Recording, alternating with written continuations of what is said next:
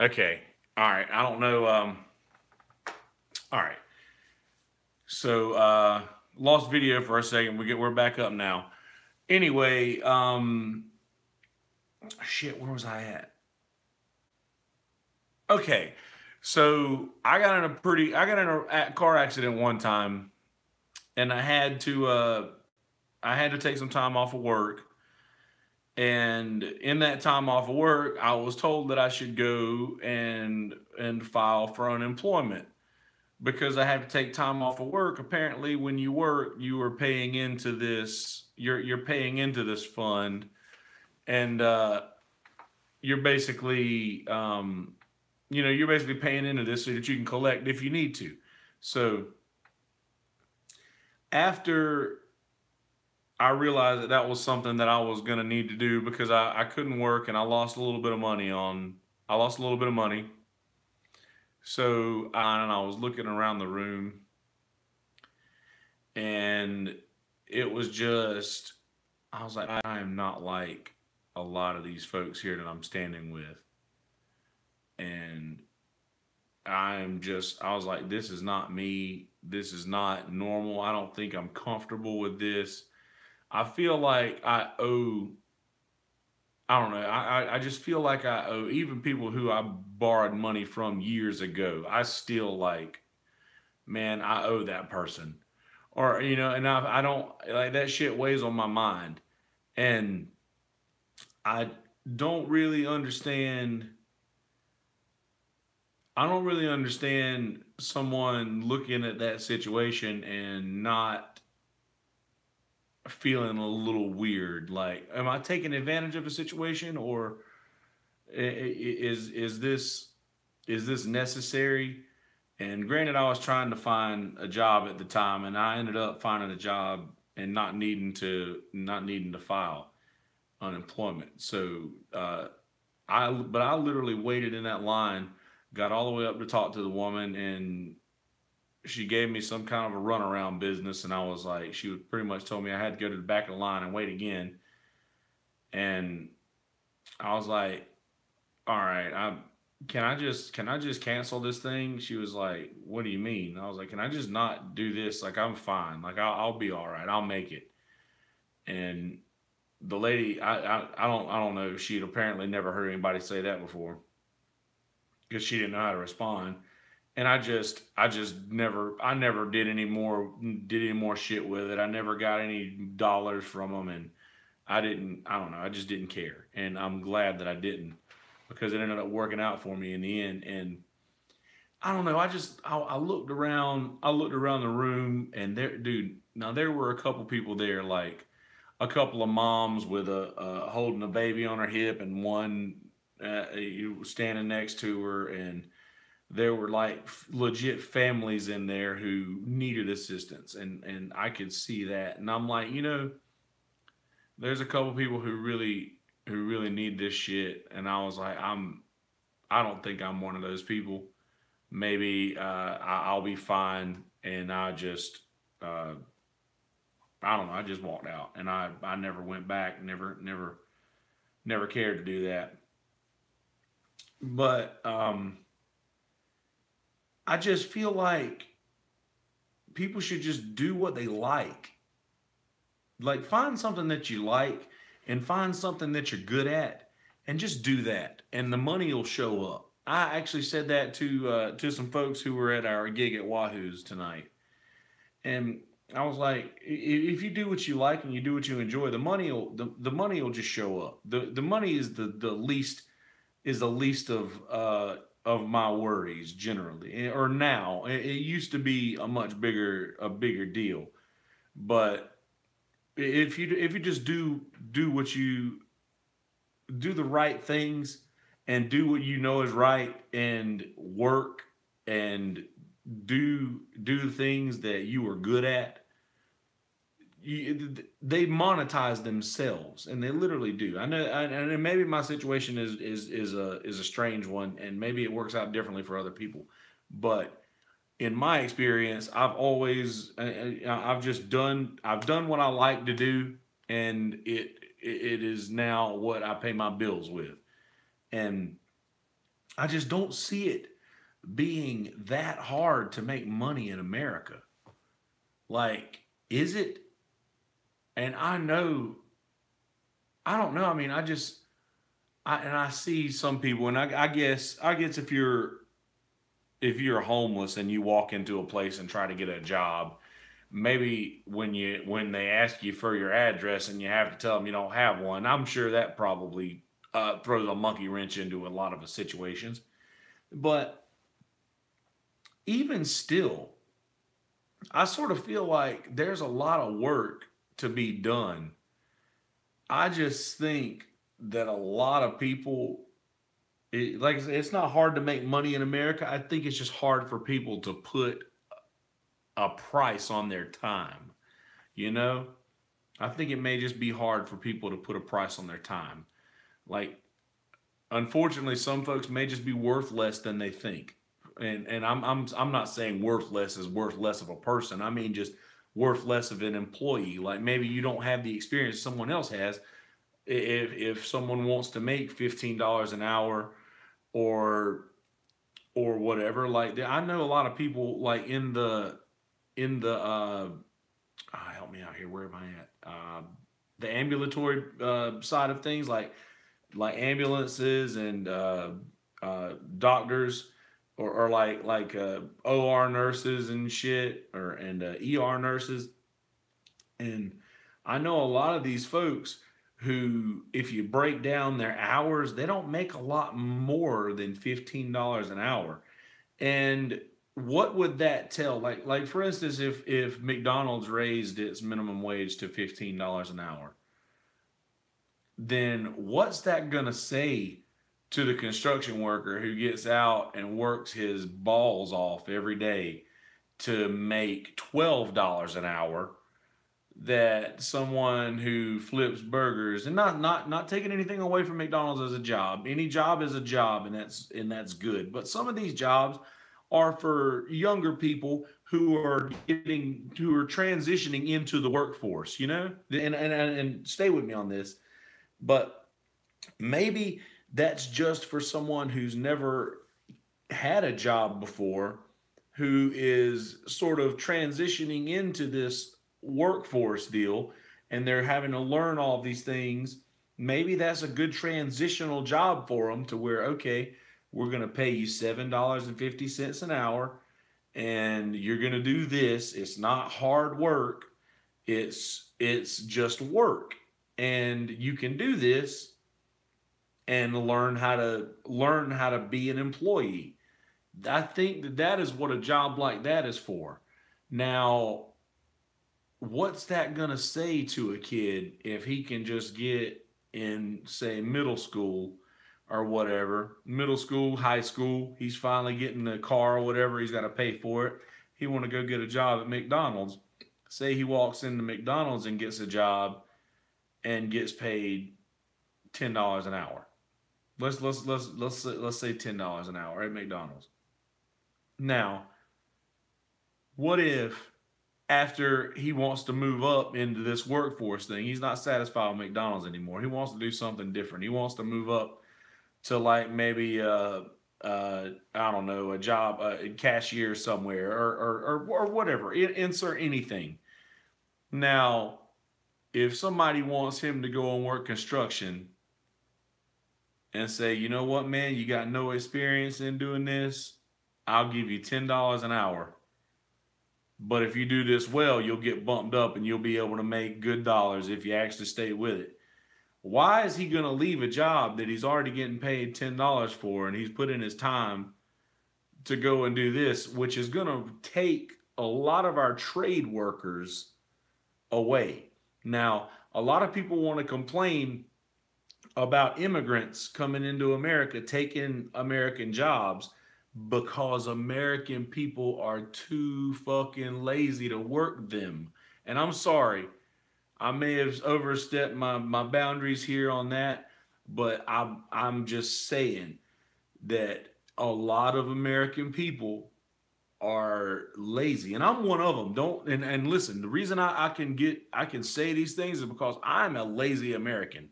The difference in me and other lazy Americans is I figured out a way to monetize something that I was halfway decent at. Now, if and maybe people aren't in the same situation to where they can just do their art, go out and do their art in front of people and find a way to monetize that. And I'm very lucky to be in a situation to where I can say that that's my job. But I just people are so lazy that and granted I know I'm very lazy, but when I had to work those jobs, like when I had to crawl houses doing pest control or when I had to cut grass doing landscaping, like I did that. And I'm a lazy American. I'm very lazy. Very lazy. I did everything I could, man. I text my boss every morning when we was doing landscaping. I was like, supposed to rain today. It's like, God, I hope it rains. I don't want to go to work. But you know what? If he says yeah, if he said no, it ain't gonna rain, I went to fucking work. I did it. And I might not have been happy about it, and I might not have been the best employee, and I'm sure of it. But I I did it, and I just don't see. I don't know, man. I'm not seeing a whole lot of I'm not seeing a whole lot of people who are able to or who are willing to do what needs to be done just to be financially comfortable. But anyway, and I'm not even talking about illegal stuff. Like that sounds like you wanna make some money on the side. That sounds like some fucking Bronx Tale shit. But I'm not even talking about that. I'm just saying people don't seem like they want to do what needs to be done in their workplace. Like maybe you can't find the kind of job you want, but that don't mean there's not a job there. And you know what, man?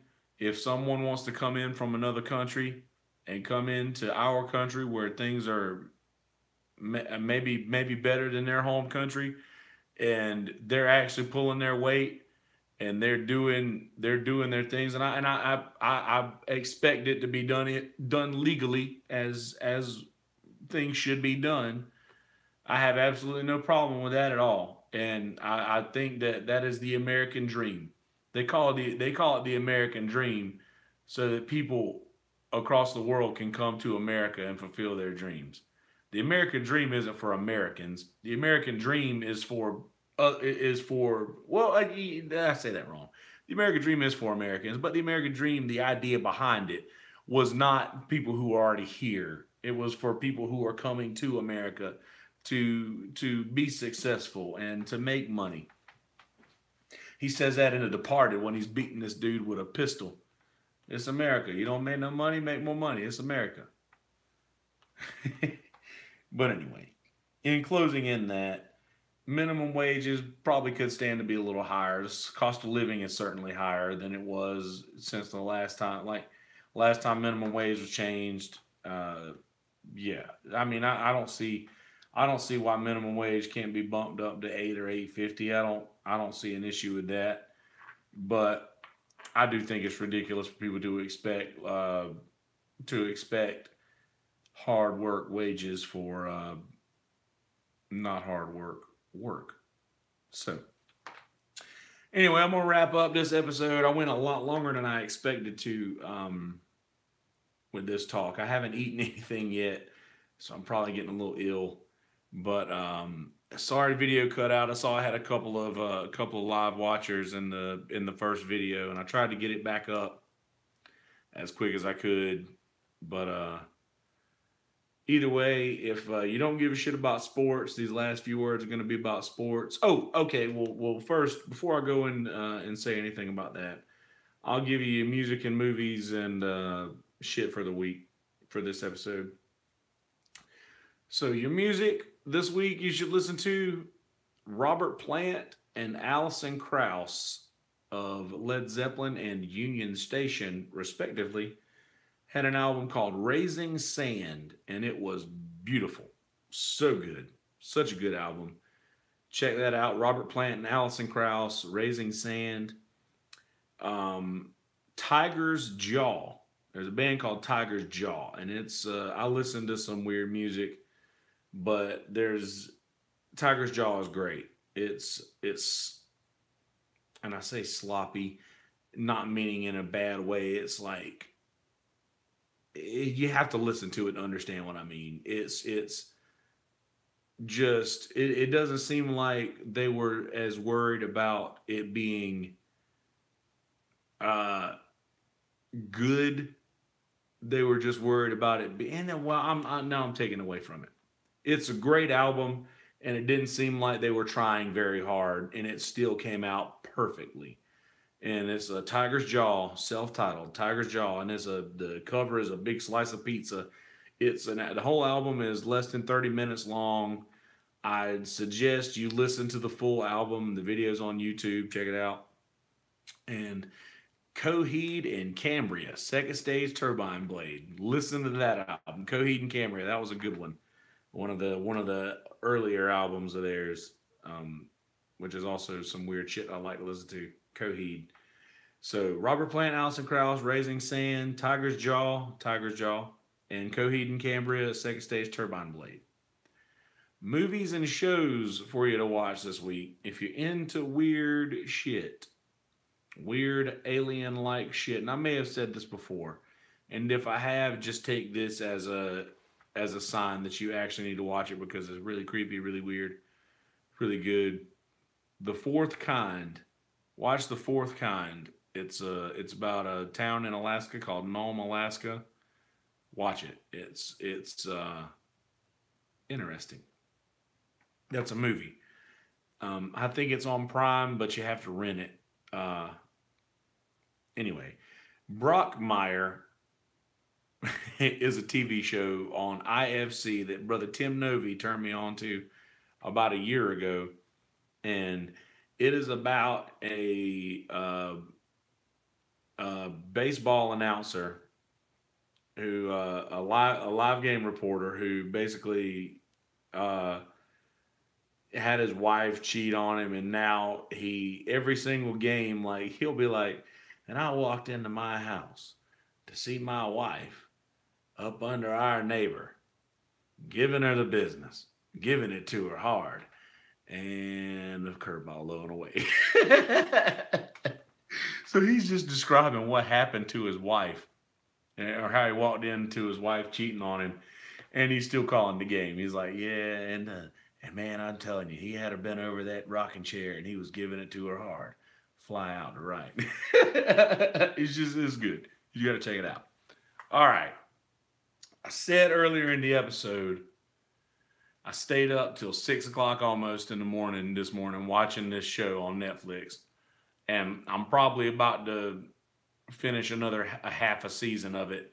I may watch the rest of it tonight, depending on how many episodes there are in season two. But I'm already like a couple episodes into season two. Dear White People, watch Dear White People. It is awakening how good this show is.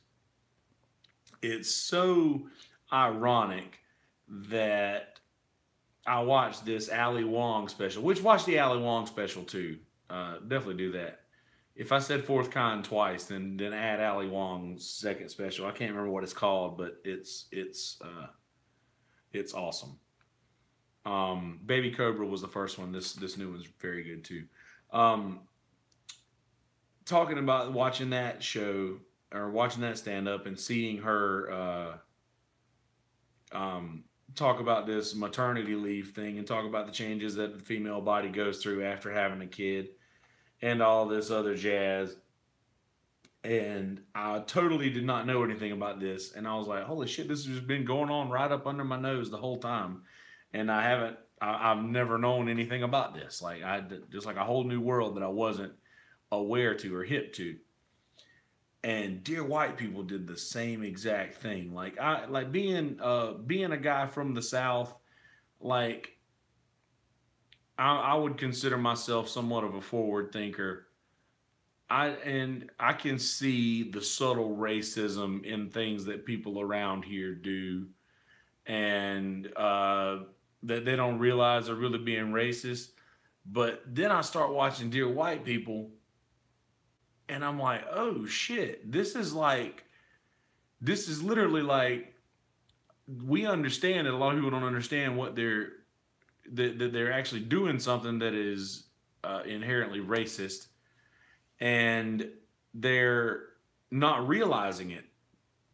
And I, I've it's awakening. That's the only thing I can do. Only word I can use to describe it. It's very like aha moment ish, and everything that they say in that show, and uh,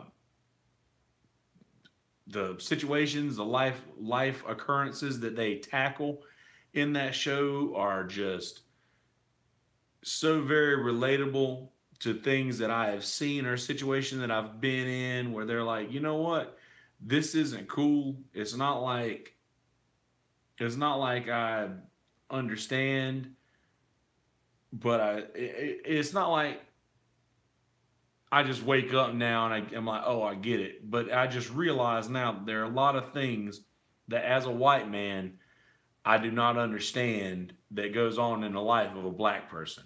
And this show is a beautiful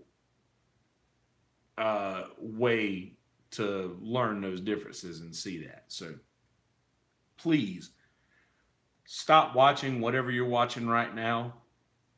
Cut this video off, cut this YouTube off, and watch Dear White People, please. It's awesome. It's pouring ass rain outside right now. So Robert Plant, Allison Krauss, Raising Sand, Tiger's Jaw, self-titled, Coheed and Cambria, Second Stage Turbine Blade. Listen to those. Watch The Fourth Kind and Ali Wong's new stand-up. Brockmire on IFC. It's on IFC on demand if you have the on demand stuff, but it's also available on Prime, rent obviously, or purchase. And Dear White People, please watch that show. It is so good. It is so fucking good. All right. Speaking of so fucking good, have you watched my Atlanta Braves play any baseball? Goodness, they're fantastic as well. Beat the Cubs tonight. We there was a couple bad calls last night. We would have beat them twice probably, but we're doing really well. I haven't jinxed us yet, so there's that. LeBron down 2 games, so he's still in the hunt. My Saban, my Alabama Bron stat still alive. I think he's resting. Hopefully he may win out if his team steps up. Oh, so Scott Farrell, he's my sports talk guy. I love listening to Farrell on the bench at the end of the night. He had this theory on the way that the Celtics could beat the Cavs is to cover everybody except LeBron James. Cover the entire other team except for LeBron James. Even if he scores he's going to score 40. He can't beat you with that. He can't beat you by himself. So it seems like the Celtics are actually letting LeBron do what he's got to do, and they're covering just everybody else, and that's how they're beating them. So hopefully old Tyronn Lue, who is not actually the coach, and actually LeBron sees that and sort of keeps my stat alive. But anyway, that's all I got for you today. The video feed cut out. Sorry for that. I know it's awful inconvenient to click on a video that says part 2, but appreciate you if you did. Anywho, thanks for listening, guys. We have the GoFundMe. Please go to our GoFundMe page if the good Lord lays it on your heart. Go to the Merles on the Stuff podcast GoFundMe page. I share it on my Facebook all the time. If you're listening or watching, I'm sure you have connected with me on Facebook, or just check it out. It's on the page. Help us out. We got another $70 coming through from a couple of new donors and producers adding to the producer list. And I actually updated the producer list on our Facebook page as well. So that's happening. And also, I'm going to have to say this in the beginning of the when I do the intro for this. We are doing my stuff. And by Merle's Inlet stuff, we're shortening that to MI stuff, or my stuff, because it's basically my story of, or my take on a lot of this shit that I'm talking about. So it's a double entendre. Me and Tyler Brown had this conversation. He made the art and was like, dude, trust me, this is, and I trust his words. And he's given me some great advice. And my stuff makes this a large, hit maybe a larger demographic, because we're starting to do that. Actually trending on Podomatic's site, a little, not heavily, but we're actually doing well. We're staying right there in the 100s, and that's something to be very proud of, to be just mostly just me and a microphone. So thank you guys for listening, because I couldn't have done that without you for sure. So yeah, my stuff. I like it. Anywho, I'm getting the fuck out of here, guys. Thanks for listening. Yeah. Catch you next time. Roll Tide. Love you. Mean it. Be good. All right. Let's go back to the beginning. Hey guys. Whoa, no, we don't want that yet. Go back. How long is my intro going to have to be? Well, give me 2 minutes and 40 seconds. If I can't get it out by then, fuck it. Hey guys, how you living? There's another question. Answer it for yourself. Hopefully you're living well. Hopefully you're feeling groovy. I am. All right. So in this episode, I went over the new picture that you guys have seen, our new logo, and our new cover art, which Tyler Brown graciously donated to the cause. And we are actually shortening the name from Merle's Inlet Stuff to simply My Stuff. It's MI stuff, but my stuff. So say it like that when you're telling people about it. It's My Stuff podcast. So that's going to help us reach a larger demographic. And I just tagged this on at the end, but I want to make sure you guys know that in the beginning coming through. Or in the beginning when you're checking this out. You know what I mean. So in this episode, I talked about that. I talked about Tyler and Alicia, where our good conversations that we've been having, my tales of woe with the internet, and my good experiences with customer service, and how I feel like I try to be overly nice to people in that situation.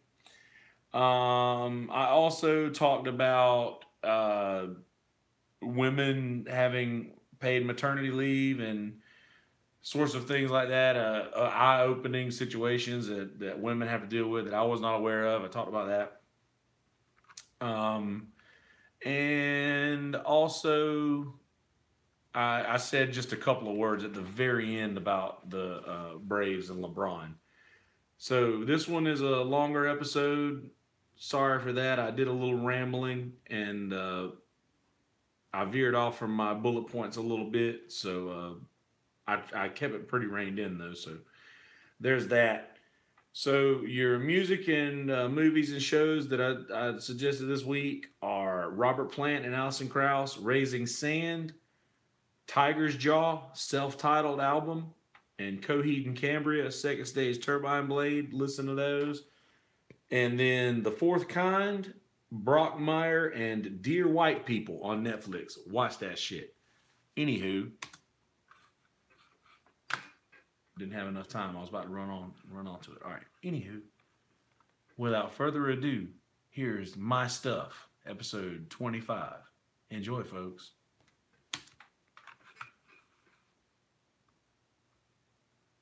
All right, there's that. All right, I'm not going to let you guys watch me do the whole editing thing. Thanks for listening. Thanks for watching. Appreciate you. Roll Tide. Get out of here.